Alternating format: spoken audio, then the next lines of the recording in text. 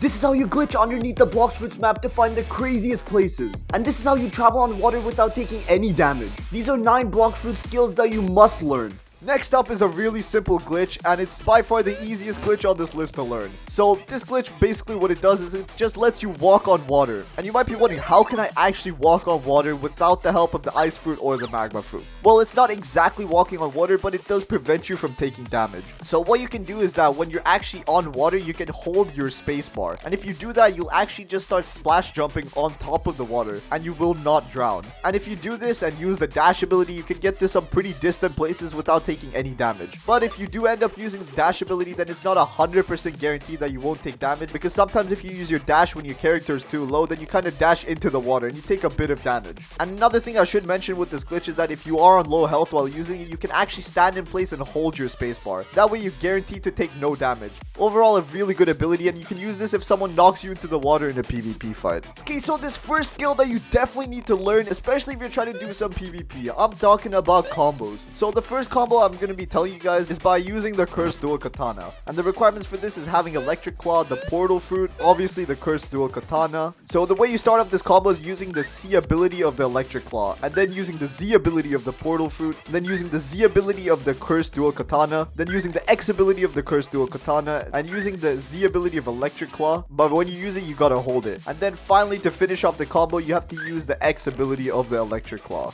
Now I'm gonna be telling you about a combo that's pretty easy to do, and this one's with the Light Fruit. So first up, you gotta use the Superhuman C ability, the Spiky Trident's X ability, the Love's Z, X, C, and V ability, then use the Superhuman Z ability. Now let's talk about some combos that are pretty difficult to do. So this one's using the Awakened Sand Fruit. The first ability you use is the Sans X ability, then you use the Sans V ability, then you use the Sans C ability, then you use Dragon Talon X ability, Dragon Talon Z ability, and Sans Z ability. And this should deal a butt ton of damage to the user. Okay, so now let's talk about some Awakened Dough combos. And the Awakened Dough fruit is regarded as one of the best PvP fruits in the whole Blox Fruits community. So you're definitely going to want to learn some combos for this. So simply just have to use the X ability, then use the V ability, and then use the C ability. Really simple. And next is a medium to hard combo. And for this one, you got to use the Electric Claw C ability, the Dough's X ability, the Electric Claw Z ability, the Dough's C ability, Cursed Dual Katana Z ability, and you got to aim down for this one. Then use the Cursed Dual Katana's X ability and also aim down for this one. Then use the Dough's V ability, the Electric Claw Z ability, and the Electric Claw's X ability to finish it off. And this one's actually super difficult to escape, and it's almost guaranteed to kill your opponent. Overall, those are some pretty simple combos. You can also search up combos on YouTube if you want to learn some more advanced ones. Next up, I'm going to be telling you guys about a flash step glitch, and some of you might already know this one, but it's super useful and I recommend everybody watching to learn it because it doesn't take that much time. So the way this glitch works is it actually lets you teleport through some specific walls that are on the map. And the way you do it is you simply have to walk up to a wall, but it has to be thin enough. And once you do that, you have to angle your camera correctly and make sure you have shift lock enabled, because if you don't, then this glitch will not work. Once you got your camera aimed properly, you can just kind of have to tilt it until you see the outside of the wall, and then you just want to hit your flash step key. Boom, you should have just teleported through a wall. And you might be wondering, what can I actually use this for? Well, there's actually two things you can use this for. One of the things you can use it for is just to get out of buildings faster, places like the cafe. And the second thing you can use it for is to glitch underneath the map. Yup, you heard that right. You can literally glitch underneath the map in some places with it. And overall, it's just a pretty decent glitch and fun to use sometimes.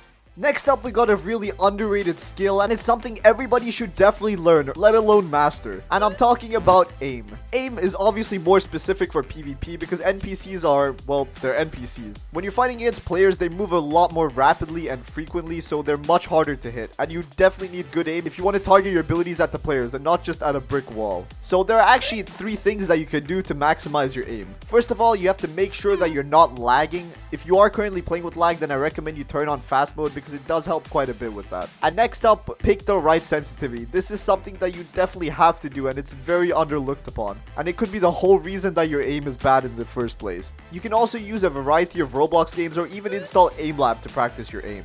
Just remember that the better your aim is, the better you probably are at PvP. Okay, so this next one isn't actually a proper skill. It's just something that everyone should know in general. It's knowing where the proper NPCs are located. And the reason this will be helpful is because you don't waste a lot of time just wandering around the map searching for it. There are some major NPCs that you have to know, like the Blox Fruits Gacha, the Sea Captains, and the Blox Fruit Dealer. The Sea Captains by far are the most important ones, and I recommend you guys learn where they are. To get into the second sea, you have to go to Middletown on the first sea, and he's located behind this house. For the second sea, you have to go to the docks in the green zone, and there you can teleport into the third sea. And on the third sea, the Sea Captain is at Port Town, the literal first island, so you can't really forget that. And the Blox Fruit Dealer is an NPC that's located at the Pirate Starter Island, the Marine Starter Island, Middletown, Dressrosa Rocks in the second sea, the Cafe at the second sea, the Mansion in the third sea, and Port Town on the third sea.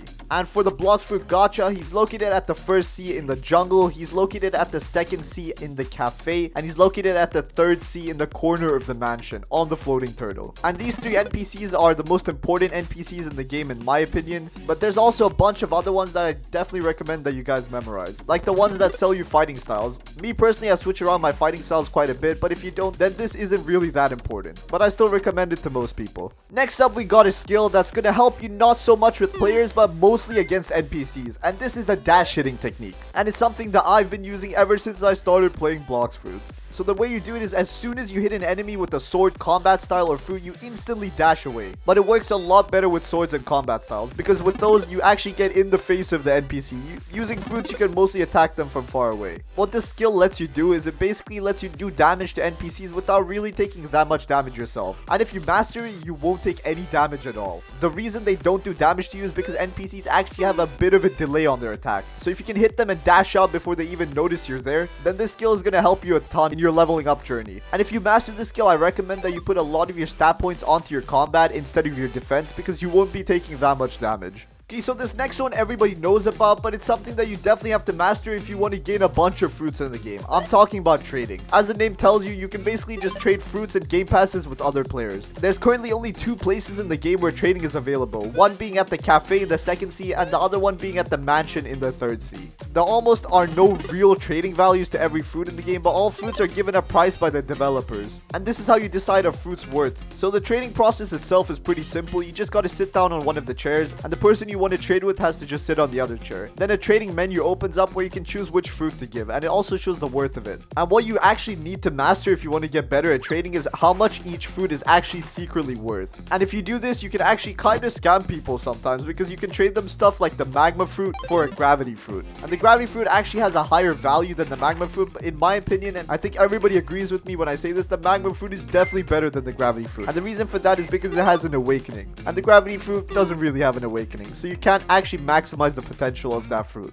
Okay, so this next trick is something that I recommend everybody to do. It's being able to manage your money efficiently. And it might sound like a joke at first, like everybody knows what they want to buy, but there are some people that actually end up buying everything they see. And it's just knowing the right weapons to buy that decides your overall progress in the game. For example, if you buy the katana on the first island and you go over to the pirate village, there's a dual katana, which is literally twice as good as the normal katana. And I'm not saying that you shouldn't buy the katana. I recommend you to buy the katana because it helps you a lot at the start. But what I recommend that you guys do not do is buy the katana and the cutlass. They're both sold at the same location, and it's just kind of a waste to buy both of them. Because first of all, you only need one. They do similar amounts of damage. And the second reason is that you're gonna buy a new one later anyway. And there's also a butt ton of items in the game that are completely useless and you literally have zero reason to buy. A huge example of this is guns. Like, majority of the reasons that people use guns in this game is for observation breaking abilities in PvP and guns being able to attract enemies' attention.